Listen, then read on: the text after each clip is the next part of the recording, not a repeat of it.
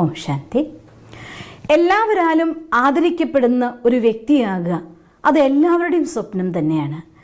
എല്ലാവരും ആദരവും സ്നേഹവും നൽകുമ്പോൾ നമ്മൾ അനുഭവിക്കുന്ന സംതൃപ്തി അതൊന്ന് വേറെ തന്നെയാണ്. പക്ഷേ ആദരവ് എങ്ങനെ നേടണം, എന്തൊക്കെ നമുക്ക് ചെയ്യണം, ഇതിനെക്കുറിച്ച് പലപ്പോഴും പലരും എന്ത് ചെയ്താലാണ് എനിക്കിവർ ആദരവ് കിട്ടുക എന്ന് അറിയാത്തതുകൊണ്ട് പല അബദ്ധങ്ങളും പെരുമാറുന്നതും പലപ്പോഴും എല്ലാവരാലും പരിഹസിക്കപ്പെടുന്ന കഥാപാത്രങ്ങളാവുന്നതൊക്കെ നമ്മൾ കാണാറുണ്ട്.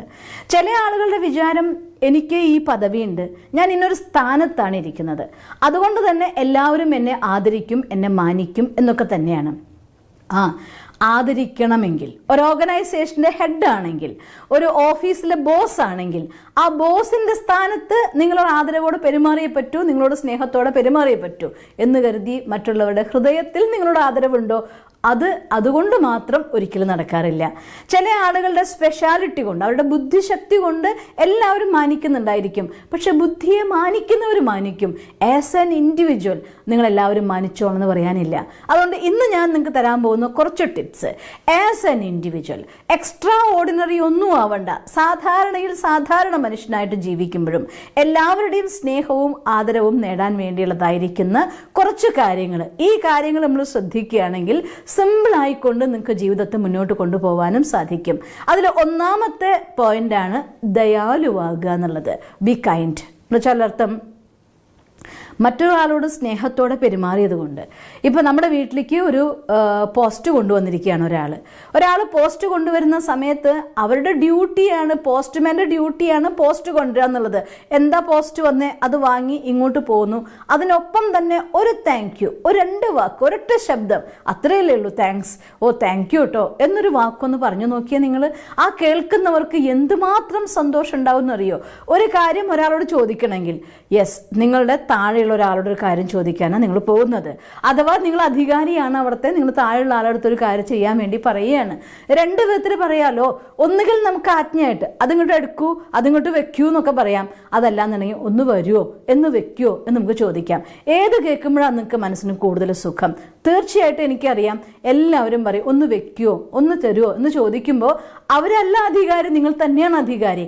പക്ഷേ അവർക്ക് നിങ്ങൾ ഈക്വൽ റെസ്പെക്റ്റ് കൊടുത്തതിന് തുല്യമായിട്ടുള്ള റിക്വസ്റ്റ് എന്ന് പറയുന്നത്, അതല്ലെങ്കിൽ പ്ലീസ് ഒന്ന് ചേർത്ത് നോക്കിയോക്കെ, പ്ലീസ് ഒന്ന് ഇങ്ങോട്ട് എടുത്തു തരുമോ എന്ന് ചോദിച്ചാൽ തരണ്ടാന്ന് വിചാരിക്കുന്നവർ പോലും, അഥവാ നിങ്ങളെ സഹായിക്കാൻ മനസ്സില്ലാത്ത ആൾക്കാർ പോലും ഈ രീതിയിൽ നമ്മൾ റിക്വസ്റ്റ് ചെയ്യുന്ന സമയത്ത് വളരെ ഈസി ആയിക്കൊണ്ട് നമ്മളോട് സ്നേഹവും തോന്നും, അവർക്ക് ആദരവും തോന്നും. കാരണം ആദരവ് അത് ചോദിച്ചു വാങ്ങേണ്ട ഒന്നല്ല, പിടിച്ചെടുക്കേണ്ട ഒന്നല്ല, കൊടുക്കുമ്പോൾ വന്നു ചേരുന്ന ഒന്നാണ് ആദരവ് എന്ന് പറയുന്നത്. പിന്നെ നിങ്ങൾക്ക് അധികാരം ഉണ്ടാവായിരിക്കാം, നിങ്ങൾ ആ വീട്ടിലെ നാഥനാവായിരിക്കാം, നാഥയാവായിരിക്കാം എന്ന് കരുതി ഞാൻ അധികാരത്തിൽ ഇരുന്നു കൊണ്ട് ആ അവസ്ഥയിൽ മറ്റുള്ളവരോട് സംസാരിക്കാതെ മര്യാദയായിട്ട് സ്നേഹത്തോടെ റെസ്പെക്റ്റോടെ വിനയത്തോടെ നിങ്ങൾക്ക് സംസാരിക്കാൻ കഴിയുമെങ്കിൽ ഒന്നാമത് മനസ്സിനെ ജയിച്ചിരിക്കും. രണ്ടാമത് എല്ലാവർക്കും ആദരവ് കൊടുക്കാനായിട്ട് നമ്മൾ പഠിക്കണം. എന്നുവെച്ചാൽ അർത്ഥം പെരുമാറുന്നത് ആദരവോടെ പെരുമാറാനായിട്ട് നമ്മൾ പഠിച്ചിരിക്കണം. നമുക്ക് എന്തെങ്കിലും ഒരു കാര്യം, ഒരു ഹെൽപ്പ് ആരുടെയെങ്കിലും കയ്യിൽ നിന്ന് എടുക്കണം എന്നുണ്ടെങ്കിൽ അതിനെ ഇത് ഹെൽപ്പാണെന്നുള്ള ഭാവത്തോടു കൂടി പറഞ്ഞു എന്ന് കരുതിയിട്ട് നമ്മൾ ഒരിക്കലും താഴുമൊന്നുമില്ല. അവർക്ക് കൊടുക്കേണ്ട റെസ്പെക്റ്റ് നമ്മൾ കൊടുക്കണമെന്നേ ഉള്ളൂ. അപ്പം അതുകൊണ്ട് ആ സന്ദർഭത്തിൽ അവർ എൻ്റെ ജൂനിയർ ആയിട്ടുള്ള ആളല്ലേ, അവരെനിക്ക് തരേണ്ടതല്ലേ, അല്ലെങ്കിൽ അവരിപ്പോൾ എൻ്റെ സ്റ്റാഫല്ലേ, അവരെനിക്ക് ചെയ്തു തരേണ്ടതല്ലേ, അതവരുടെ കർത്തവ്യമല്ലേ, കടമയല്ലേ, ഈ ഇത്തരം ഭാവങ്ങളെ മാറ്റിയിട്ട്, പ്രത്യേകിച്ചും നമ്മുടെ ഫാമിലിയിലുള്ളിൽ ഞാൻ പലപ്പോഴും കണ്ടിട്ടുണ്ട്, അമ്മമാർ മക്കൾക്ക് വേണ്ടി ചെയ്തു കൊടുക്കുമ്പോൾ, അല്ലെങ്കിൽ മക്കൾ അമ്മമാർക്ക് വേണ്ടി ചെയ്തു കൊടുക്കുമ്പോൾ, വീട്ടിലായിരിക്കുന്ന അച്ഛന്മാർ ഫാമിലി മെമ്പേഴ്സിന് വേണ്ടി ചെയ്യുമ്പോൾ, ഒരാൾ മറ്റൊരാൾക്ക് വേണ്ടി ചെയ്യുമ്പോൾ എൻ്റെ റിലേഷനാണ്, എൻ്റെ ബ്ലഡാണ്, അച്ഛനാണ്, അമ്മയാണ്, ചേട്ടനാണ്, ചേച്ചിയാണ്, അതവരുടെ ഡ്യൂട്ടി അല്ലേ. ഒരിക്കലും അങ്ങനെ ചിന്തിക്കരുത്. കാരണം നിങ്ങൾക്ക് അവർ തരുന്നുണ്ടെങ്കിൽ അത് അവരുടെ നന്മ കൂടെയാണ്. സ്വന്തം അച്ഛനും അമ്മയും കുട്ടികൾക്ക് ജന്മം കൊടുത്ത ശേഷം ചവറ്റുകൊട്ടയിലിട്ട് പോകുന്ന അച്ഛനമ്മമാരും ഇല്ലേ ഈ ലോകത്ത്. ആ ലോകത്ത് തന്നെയല്ലേ നമ്മൾ ജീവിച്ചുകൊണ്ടിരിക്കുന്നത്. മക്കളെക്കുറിച്ച് തിരിഞ്ഞു നോക്കാതെ സ്വന്തം സുഖം മാത്രം നോക്കി പോകുന്ന അമ്മമാരും അച്ഛന്മാരുള്ള ഒരു കാലഘട്ടത്തിൽ നമ്മൾ ജീവിച്ചു പോകുന്നത്. ഒരാളെയും ഡ്യൂട്ടി കൊണ്ടും കടമ കൊണ്ടും ഒന്നുമില്ല. എന്നിട്ടും നിങ്ങളെ സ്നേഹത്തോടു കൂടി നിങ്ങൾക്ക് വേണ്ട ചെയ്തു തരുന്നുണ്ടെങ്കിൽ അത് തീർച്ചയായിട്ടും അവരുടെ നന്മയാണ്. ആ നന്മ ആദരവോടുകൂടി നിങ്ങൾ അവർക്ക്, ഇനി അച്ഛനോടും അമ്മോടും തരുമ്പോൾ താങ്ക് യു പറയാൻ അച്ഛനന്മാർക്ക് ഇഷ്ടമുണ്ടാവില്ല, പക്ഷെ റെസ്പെക്റ്റ് കൊടുക്കാലോ, പെരുമാറ്റത്തിൽ റെസ്പെക്റ്റ് കൊടുക്കാലോ. ഒരു മകളാണ് എനിക്കൊരു കാര്യം ചെയ്തു തരുന്നുണ്ടെങ്കിലും ഞാൻ എൻ്റെ അമ്മ പറഞ്ഞത് എപ്പോഴും ഓർമ്മിച്ചു പോകും. മക്കൾ തന്നോളം വന്നാൽ തനിക്ക് നൽകുന്ന അതേ ആദരവ് നൽകണം എന്നാണ്. കുട്ടികൾക്ക് അവരുടെ എന്താണോ അവരുടെ സജഷൻസ് അതിന് ആ റെസ്പെക്റ്റോടെ നമ്മൾ സ്വീകരിച്ചത് കൊണ്ട് ഒരു കുഴപ്പവും നമുക്ക് സംഭവിക്കില്ല. ഫാമിലിയുടെ ഉള്ളിലെ കെട്ടുറപ്പ് വർദ്ധിക്കുകയുള്ളൂ. ഒരു ഓഫീസിലാണെങ്കിൽ അവിടെയുള്ളതായിരിക്കുന്ന ജൂനിയർ സീനിയർ എന്നതായിരിക്കുന്ന ഡിഫറൻസ് ഒഴിവാക്കിക്കൊണ്ട് എല്ലാവർക്കും റെസ്പെക്റ്റ് കൊടുത്ത് നിങ്ങൾക്ക് പെരുമാറാൻ കഴിയുമെങ്കിൽ നിങ്ങളുടെ ഓഫീസ് നിങ്ങൾക്കൊരു ജോലി സ്ഥലമല്ല, നിങ്ങൾക്കൊരു സന്തോഷത്തിൻ്റെ എൻജോയ്മെൻറ്റിൻ്റെ പ്ലേസ് ആയിട്ട് ഒരു വർഷിപ്പാക്കി നിങ്ങൾക്ക് മാറ്റാൻ സാധിക്കും. അവിടുത്തെ അന്തരീക്ഷം നിങ്ങൾക്ക് സന്തോഷവും സമാധാനവും തരുന്നതായിരിക്കും. ഈവൻ എന്തെങ്കിലും ഒരു വീട്ടിലൊരു പ്രോബ്ലം ഉണ്ടായിട്ട് ആ ഭാരം കൊണ്ട് നമ്മൾ ഓഫീസിൽ എത്തുകയാണെങ്കിൽ പോലും നിങ്ങൾക്ക് ഇങ്ങനൊരു അന്തരീക്ഷം ക്രിയേറ്റ് ചെയ്യാൻ നിങ്ങളുടെ ജോലി സ്ഥലത്ത് സാധിച്ചിട്ടുണ്ടെങ്കിൽ ആ അന്തരീക്ഷത്തിൽ എത്തുമ്പോൾ നമ്മുടെ മനസ്സ് ശാന്തമായി പോകും. അതുകൊണ്ട് റെസ്പെക്റ്റ് കൊടുക്കുക എന്നുള്ളത് അനിവാര്യമാണ്. മൂന്നാമത്തെ കാര്യം, നമ്മളൊരാളൊരു കാര്യം നമ്മളോട് പറയുമ്പോൾ അത് കേൾക്കാൻ പഠിക്കണം എന്നാണ്. ഒരാൾ കാര്യം പറയുമ്പോഴത്തേക്കും നിങ്ങൾ അത് പറഞ്ഞു പൂർത്തിയാക്കാൻ അനുവദിക്കാതെ, പല ആളുകളും ഒരാൾ നമ്മളൊരു കാര്യം പറയാൻ വരുമ്പോഴത്തേക്കും അവരോട് എന്താണ് ഇതല്ലേ ഇപ്പോൾ അവർ പറയാൻ വരുന്നുണ്ടാവുക, അത് കാരണം കൊണ്ട് ഇതെൻ്റെ ഉത്തരം, എൻ്റെ ഉത്തരം ഉള്ളിൽ മെനഞ്ഞുകൊണ്ട് ആ കാര്യം കേൾക്കും. അപ്പോൾ ഒരിക്കലും ഏത് ഭാവത്തോടെ ഭാവനയോടെ എന്ത് ഫീലിങ്ങിലാണ് അവർ സംസാരിച്ചത് അത് നമുക്ക് ഉൾക്കൊള്ളാൻ സാധ്യമല്ല.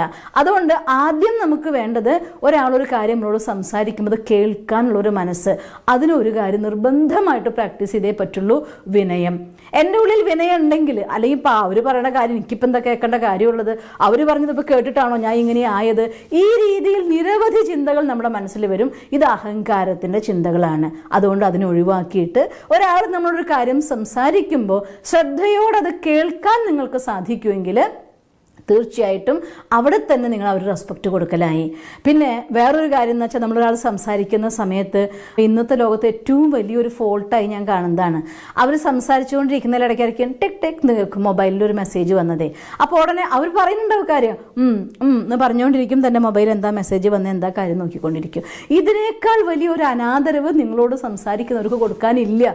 അതുകൊണ്ട് മൊബൈലിൽ മെസ്സേജ് വന്നിട്ടുണ്ട്, അർജൻറ്റ് നോക്കണം, 10 മിനിറ്റ് ഒന്ന് നോക്കട്ടെ, ഇത് അർജൻറ്റ് മെസ്സേജ് എന്ന് പറഞ്ഞിട്ട് ചെയ്തോളൂ. അതല്ലെങ്കിൽ അവരെ നിങ്ങൾ തികച്ചും നെഗ്ലക്റ്റ് ചെയ്യലാണ്. അതുകൊണ്ട് ആ രീതിയിൽ ചെയ്യരുത്. പിന്നെ മാത്രമല്ല, മൊബൈലിൽ മെസ്സേജ് ഇട്ടുകൊണ്ട് കാര്യങ്ങൾ ചെയ്തുകൊണ്ട് ഒരു കോൾ അറ്റൻഡ് ചെയ്യാന്ന് വെച്ചാൽ അർത്ഥം നിങ്ങൾ എതിരെ നിൽക്കുന്ന ആൾ, നിങ്ങളോട് സംസാരിച്ചു കൊണ്ടിരിക്കുന്ന ആൾ, അവരെത്ര വേണ്ടപ്പെട്ടവരാണെങ്കിലും അല്ലെങ്കിലും ഒരിക്കലും ഹൃദയത്തോടെ അവരോട് കേൾക്കാനും നിങ്ങൾക്ക് കമ്മ്യൂണിക്കേറ്റ് ചെയ്യാനും സാധ്യമല്ല. പലപ്പോഴും നിങ്ങളോട് പറഞ്ഞ കാര്യം എന്താണെന്ന് അത് കഴിഞ്ഞ് ഓർമ്മ പോലും നിങ്ങൾക്ക് ഉണ്ടായിക്കൊള്ളുന്നില്ല. അതുകൊണ്ട് അങ്ങനെയുള്ള രീതിയിലൊന്നും അനാദരവോടെ ചെയ്യരുത്. ഒരാൾ സാധാരണ നമ്മുടെ ഒരു ഓഫീസിലോ അല്ലെങ്കിൽ വീട്ടിലോ ഒരു ചെറിയൊരാൾ വലിയൊരാളോട് സംസാരിക്കുകയാണ്, അതിലിടയ്ക്ക് ഇവരെക്കാൾ വലിയ ഇമ്പോർട്ടൻ്റ് ആയിട്ടുള്ള വേറൊരാൾ വരികയാണെങ്കിൽ സ്വാഭാവികമായിട്ട് ഇവരെ തഴഞ്ഞ് അവരോട് സംസാരിക്കുക. അത് ചെയ്യരുത്. അങ്ങനെയാണോ ഈ കാര്യത്തിൽ, എന്നാൽ ശരി അങ്ങനെ നമുക്ക് ചെയ്യല്ലേ എന്നൊന്ന് ഫുൾ സ്റ്റോപ്പ് ചെയ്യൂ, ഒന്ന് അവസാനിപ്പിക്കൂ, എന്നിട്ട് അടുത്ത ആളോട് സംസാരിക്കൂ. അല്ലെങ്കിൽ ഇവർക്ക് ഭയങ്കര അപമാനം ഫീൽ ചെയ്യും. ആ ഫീൽ ചെയ്യുന്നല്ല, അതൊരു അപമാനിക്കുന്നതിന് തുല്യമായിട്ട് മാറും. അതുകൊണ്ട് അങ്ങനെയുള്ളതായിട്ടുള്ള പെരുമാറ്റത്തിന് ഒഴിവാക്കണം. പിന്നെ കുറച്ച് ഈസി ആവാൻ നമ്മൾ ശ്രമിക്കണം. ഈസി ആവും തോറും നമ്മുടെ ക്രോധം നമുക്ക് നിയന്ത്രിക്കാൻ പറ്റും. ഈസി ആയില്ല എങ്കിൽ എങ്ങനെയാണ് ഈസി ആവുന്നത്? എല്ലാ കാര്യവും ഒരിക്കലും നമ്മുടെ ഇഷ്ടപ്രകാരം നടക്കില്ല. അത് നിങ്ങൾ അണ്ടർലൈൻ ചെയ്ത് ഓർമ്മിച്ചോളൂ. നമ്മുടെ ജീവിതത്തിലെ എല്ലാ കാര്യങ്ങളും എല്ലാ സാഹചര്യങ്ങളും ഒരിക്കലും നമ്മുടെ ഇഷ്ടത്തിന് നടക്കില്ല. കാരണം നമ്മൾ മാത്രമല്ല ഈ ലോകത്ത് ജീവിക്കുന്നത്. ഈ ലോകത്ത് ജീവിക്കുന്നവരെല്ലാ മനുഷ്യന്മാരും അവരുടേതായിട്ടുള്ള മനസ്സ്, അവരുടേതായിട്ടുള്ള ചിന്ത, അവരുടേതായിട്ടുള്ള ശൈലി. ചിലർ വളരെ ഫാസ്റ്റായിട്ട് ചെയ്യും, ചിലർ വളരെ സ്ലോ ആയിട്ട് ചെയ്യുന്നവരായിരിക്കും. നിങ്ങൾ സ്ലോ ആയിട്ട് ചെയ്യുന്ന ഒരാളെ കൊണ്ട് ഫാസ്റ്റാക്കി ചെയ്യിപ്പിക്കാൻ നോക്കിയിട്ട് അവർ ചെയ്യാൻ പോകുന്നതിൻ്റെ കാര്യത്തിൻ്റെ പെർഫെക്ഷൻ കൂടി ഇല്ലാതാവുകയുള്ളൂ. പറഞ്ഞിട്ട് ഒരു രക്ഷയുണ്ടാവില്ല നിങ്ങൾക്ക്, മറിച്ച് നിങ്ങൾ വെറുതെ ദേഷ്യപ്പെടുകയും ചെയ്യും. ബെറ്റർ ഐഡിയ, അവർക്ക് അങ്ങനെ സമയത്തെ ചെയ്യാൻ കഴിയുള്ളൂ എന്ന് കണ്ടാൽ കുറച്ച് നേരത്തെ പറഞ്ഞിരിക്കും ആ കാര്യം ചെയ്തു വെക്കാൻ. എന്നിരുന്നാലും ആ സമയത്ത് പോയിട്ട് ഇനി അങ്ങനെ പറയാൻ പറ്റിയിട്ടില്ല എന്നുണ്ടെങ്കിൽ നിങ്ങൾക്ക് അവരെക്കാൾ 10 ഇരട്ടി ഫാസ്റ്റായിട്ട് ആ കാര്യം ചെയ്യാൻ പറ്റുമെങ്കിൽ ഡു ഇറ്റ്. നിങ്ങൾ പറയാൻ പോകണ്ട, എന്നിട്ട് അവരെ വിഷമിപ്പിക്കാതെ ഇങ്ങനെ കുറച്ച് നമ്മുടെ ഉള്ളിൽ തന്നെയാണ് നമ്മൾ അഡ്ജസ്റ്റ്മെൻറ്റ് കൊണ്ടുവരേണ്ടത്. എന്നാ സാഹചര്യങ്ങളിൽ നിന്ന് ഒരുപാട് നമുക്ക് ദേഷ്യത്തെ നിയന്ത്രിക്കാൻ പറ്റും. നമ്മളെ തന്നെ ചോദ്യം ചെയ്യാൻ പറ്റും. നമുക്ക് എന്താ സാരമില്ല, അവരെ കൊണ്ട് അതേ പറ്റൂ. നമ്മൾ വിചാരിക്കുന്ന പോലെ മറ്റുള്ളവർ സംസാരിക്കണം, നമ്മൾ വിചാരിക്കുന്ന പോലെ മറ്റുള്ളവർ പെരുമാറണം. നമ്മുടെ ഇഷ്ടപ്രകാരം വേണം എൻ്റെ മോൻ ജീവിക്കാൻ, എൻ്റെ ഇഷ്ടപ്രകാരം വേണം എൻ്റെ മോള് സംസാരിക്കാൻ, എൻ്റെ ഇഷ്ടപ്രകാരം എൻ്റെ ഹസ്ബൻഡ് ജീവിക്കണം, എൻ്റെ ഇഷ്ടപ്രകാരം എൻ്റെ വൈഫ് ജീവിക്കണം. നമ്മൾ ലോകത്തിൻ്റെ MD ഒന്നും അല്ലല്ലോ. ഞാൻ പലപ്പോഴും പറഞ്ഞിട്ടുണ്ട്, ഒരിക്കൽ കൂടെ പറയുകയാണ്, ഈ ലോകം ഓരോ മനുഷ്യനും അവനവൻ്റെ ഇഷ്ടപ്രകാരം ജീവിക്കൂ, നിങ്ങളുടെ ഇഷ്ടപ്രകാരമല്ല. നിങ്ങൾക്ക് കഴിയോ അവരുള്ളിലേക്ക് നമ്മുടെ പോസിറ്റിവിറ്റീനെ ഡെവലപ്പ് ചെയ്തുകൊണ്ട് 100 വാട്ട്സിൻ്റെ ഒരു ബൾബ് കത്തുമ്പോൾ അതിൻ്റെ അടുത്തൊരു 0 വാട്ട്സിൻ്റെ ബൾബ് കത്തി നിന്നതുകൊണ്ട് ഒരിക്കലും അതിൻ്റെ പ്രഭാവം 100 വാട്ട്സിന് കൊടുക്കാൻ പറ്റില്ല. 100 വാട്ട്സിൻ്റെ പ്രകാശം പച്ചയാണെങ്കിൽ പച്ച, ചുവപ്പാണെങ്കിൽ ചുവപ്പ്, നീലയാണെങ്കിൽ നീല, അതേ അവിടെ സ്പ്രെഡ് ആവുള്ളൂ. അപ്പം അതുകൊണ്ട് നമ്മളെ 100 വാട്ട്സുള്ള ബൾബ് ആക്കൂ, നമ്മളെ പവർഫുൾ ആക്കൂ, എംപവർ ചെയ്യൂ, എനർജൈസ് ചെയ്യൂ, ഈശ്വരനുമായിട്ടുള്ള കണക്ഷനിലൂടെ നമ്മളെ ചാർജ് ചെയ്യൂ, ചാർജ്ഡ് പേഴ്സണാലിറ്റി ആകൂ. എങ്കിൽ നിങ്ങൾ ആരോടും പറയണ്ട, ഇൻസ്പയർ ചെയ്യൂ, കെയർ ചെയ്യൂ, അവർക്ക് ഷെയർ ചെയ്യൂ. എന്നാൽ തീർച്ചയായിട്ടും അവരും നമ്മളെപ്പോലെ ആവാൻ ശ്രമിക്കും. നിങ്ങളെപ്പോലെ 100% ആയില്ലെങ്കിലും നിങ്ങളെപ്പോലെ ആവാൻ ശ്രമിക്കുമ്പോൾ കുറച്ചെങ്കിലും അവർ ഉദ്ധരിക്കപ്പെടുക തന്നെ ചെയ്യും. ഞാൻ ഓർത്തു പോകും, നമ്മുടെ ഈശ്വരീയ വിശ്വവിദ്യാലയത്തിൻ്റെ ഫസ്റ്റ് ഹെഡായിരുന്ന ജഗദംബ സരസ്വതി മമ്മ, ഒരാൾ വളരെ ഫാസ്റ്റായിട്ട് പെർഫെക്റ്റായിട്ട് ചെയ്യാൻ കഴിയുന്ന കാര്യമുള്ള ഒരാൾ വളരെ സ്ലോ ആയിട്ട് ചെയ്യാൻ കഴിയുന്ന ഒരാളും കൂടി സെൻറ്ററിൽ താമസാക്കി. അപ്പോൾ ഒരിക്കൽ മമ്മയെ കണ്ടപ്പോൾ ഇതിൽ വളരെ ഫാസ്റ്റായിട്ട് ചെയ്യാൻ കഴിയുന്ന ഒരാൾ മമ്മോട് പോയിട്ട് റിക്വസ്റ്റ് ചെയ്തു പോലും, മമ്മ ഇന്ന ഒരാളെ എൻ്റെ കൂടെ താമസിക്കാനാക്കുമോ, ഞങ്ങൾ 2 പേര് കൂടിയാണ് ചെയ്യുന്നെങ്കിൽ മിനിറ്റ് മോട്ടർ പോലെ എല്ലാ കാര്യവും കഴിച്ച് കുറേ സമയം മെഡിറ്റേറ്റ് ചെയ്യാനും കുറേ സമയം പഠിക്കാനും സേവ ചെയ്യാനും ഒക്കെ കിട്ടുമായിരുന്നു എന്ന്. അപ്പം മമ്മ പറഞ്ഞു, ഈ ആൾക്ക് ഉദ്ധരിക്കണ്ടേ, നീ ഇത്രയും ഫാസ്റ്റായിട്ട് ചെയ്യുമ്പോൾ, ഇത്ര എക്സ്പെർട്ടായിട്ട് ചെയ്യുമ്പോൾ നിന്നെ കണ്ട് നീ അവരെ ഇൻസ്പയർ ചെയ്യും. പതുക്കെ പതുക്കെ പതുക്കെ അവരിലും ആ ഇമ്പ്രൂവ്മെൻറ്റ് കൊണ്ടുവരും. സ്ലോ ആയിട്ടുള്ള ഒരാളെ കൂടെ അവരാക്കി കൊടുത്ത് ഒരിക്കലും അവർക്ക് ഇമ്പ്രൂവ്മെൻറ്റ് കൊണ്ടുവരാൻ കഴിയില്ല. അതുകൊണ്ട് നീ അവരെ ആ രീതിയിൽ ഉൾക്കൊണ്ടേ പറ്റുമെന്ന്. അതുകൊണ്ട് ഒരിക്കലും എല്ലാ സമയത്തും പെർഫെക്റ്റ് ആയിട്ടുള്ള പാർട്ട്നേഴ്സ് ആവട്ടെ, ഫാമിലി ആവട്ടെ, ഒന്നും നമുക്ക് കിട്ടാൻ പോകുന്നില്ല. ആരെ നമ്മുടെ കിട്ടുന്നോ അവരെ മുന്നോട്ട് കൊണ്ടുവരാൻ വേണ്ടി നിങ്ങൾ അവരെ ഇൻസ്പയർ ചെയ്യൂ, അവരെ കെയർ ചെയ്യൂ, അവർക്കായിട്ട് ഷെയർ ചെയ്യൂ. എന്നാൽ തീർച്ചയായിട്ടും ജാനകിദാദിയുടെ വേർഡ്സ് ആണ് എപ്പോഴും ഞാൻ ഓർത്തു പോകും, ഷെയർ, കെയർ ആൻഡ് ഇൻസ്പയർ എന്ന്. ഈ 3 കാര്യം മറ്റുള്ളവരുമായിട്ട് പങ്കുവെക്കാൻ തയ്യാറാവുക, അവർക്കൊരു സ്നേഹവും കരുതലും കൊടുക്കുക, അവരെ നന്നായിട്ട് ഇൻസ്പയർ ചെയ്യൂ, അവരുടെ കൂടെ ഉന്മേഷ ഉത്സാഹം ഡെവലപ്പ് ചെയ്യൂ. എന്നാൽ തീർച്ചയായിട്ടും നമുക്ക് നമ്മുടെ ക്രോധത്തിന് പകരം നമുക്കുള്ള അനുഗ്രഹത്തിലേക്ക് മാറ്റാൻ സാധിക്കും, നമ്മുടെ തന്നെ എഫിഷ്യൻസിനെ വർദ്ധിപ്പിക്കാൻ സാധിക്കും. നിങ്ങളുടെ ക്രോധം കുറയും തോറും മറ്റുള്ളവർക്ക് നിങ്ങളോടുള്ള ആദരവ് കൂടും. നമ്മുടെ ക്രോധം കൂടും തോറും മറ്റുള്ളവർക്ക് നമ്മളുള്ള പേടി കൂടും. അതുകൊണ്ട് പേടി ഒഴിവാക്കി ആദരവുണ്ടെങ്കിൽ അവിടെ സ്നേഹമുണ്ട്. ഭയമാണോ അവിടെ അകൽച്ച ഉണ്ടാവുള്ളൂ. ആദരവുണ്ടോ നിങ്ങളുടെ കൂടെ നിൽക്കാൻ ഇഷ്ടപ്പെടും. ഭയമാണോ നിങ്ങൾ ഒളിച്ചോടാൻ ആഗ്രഹിക്കും. അതുകൊണ്ട് ഈ കാര്യങ്ങൾ ചെയ്താൽ ഈ 5 പോയിന്റ്സ് നിങ്ങളൊന്ന് ശ്രദ്ധിച്ചു നോക്ക്. ജീവിതത്തിൽ വളരെ ഈസി ആയിട്ട് നിങ്ങൾക്ക് മുന്നോട്ട് പോകാൻ സാധിക്കും. നിങ്ങൾ സാധാരണ ഒരു അമ്മയാണെങ്കിലും എത്ര സ്പെഷ്യലായിട്ടുള്ള പേഴ്സണാലിറ്റി ആണെങ്കിലും ഈ സാധാരണ കാര്യങ്ങൾ ജീവിതത്തിൽ കൊണ്ടുവരുമ്പോൾ അസാധാരണ വ്യക്തിത്വമായിട്ട് നിങ്ങൾക്ക് മാറാൻ സാധിക്കും. നിങ്ങൾക്ക് അങ്ങനെ സാധിക്കട്ടെ എന്ന് ഞാൻ ഈശ്വരനോട് പ്രാർത്ഥിക്കുന്നു. ഓം ശാന്തി. ദിവസം തോറും ജീവിത വിജയങ്ങൾക്ക് വെളിച്ചം വീശുന്ന പുത്തൻ വീഡിയോകൾക്കായി ഞങ്ങളുടെ യൂട്യൂബ് ചാനൽ സബ്സ്ക്രൈബ് ചെയ്യൂ.